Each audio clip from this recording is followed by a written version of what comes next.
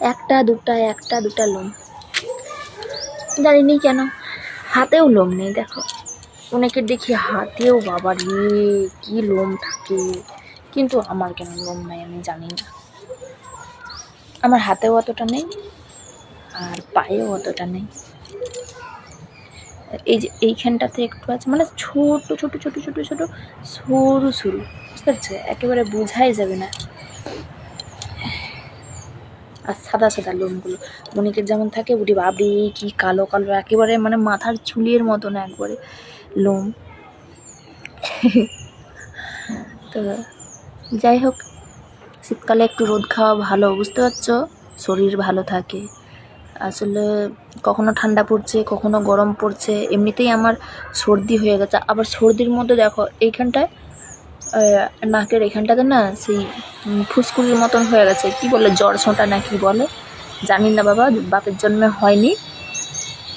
হ্যাঁ, নাকেও আবার জ্বর ছোটা হয়, এইখানেতে হয়। মানে জ্বর থাকলে, হালকা জ্বর থাকলে তখন যদি টক জিনিস কিছু খাওয়া হয় তো তার জন্য এগুলো ঘায়ের মতো হয়ে যায়। তো আমার এখানে কোনোদিনও কোনো কিছু হয়নি মুখের মধ্যে, এই যে এইখানটাতে আমার সর্দি হয়ে হয়ে হয়ে হয়ে এখানটা ফুসকুড়ির মতন হয়ে গেছে, আর এখানটা কি লাগছে। তো আমি এখন রোদে বসে আছি, আর অনি বাচ্চাই এসে গেছে, চান টান করে চলে এসেছে। অনি একটু রোদ খেতে এসছে, রোদে বস। পায়ে তেল মাখলো, পাগুলো তেল মাখলো, ঠিক করছি। তুমি যদি বডি অয়েল তেল লেসে ওতে মেখে এলো, তোকে বললাম একটু আজকে সাবান মাখ, ও লাগবে ভাই আজকে রবিবার মাখবো, ওটা পাবি। এখন একটু সাবান মেখে একটু রোদে চলে এলেই ব্যাস গাটা শুকনো হয়ে যাবে ব্যাস। শীতকালে একটু রোদ খাওয়া কিন্তু সত্যি ভালো, শরীর ভালো থাকে। হ্যাঁ, ওটা কাঁঠাল নয়, আনারস গাছ। কাঁঠাল গাছ বলছে আমার ছেলে, ওটা আনারস গাছ।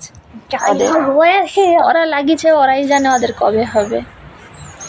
তো চলো আমরা আর বেশিক্ষণ থাকবো না, আবার বেশিক্ষণ রোদ খেলে আবার কালো হয়ে যাবো, তারপর তোমরা আর আবার বৌদিমণিকে চিনতে পারবে নি, তাই না? তো বেশি রোদ খাবো নি বাবা, শীতকালে কালো হয়ে যাবো। হ্যাঁ হ্যাঁ।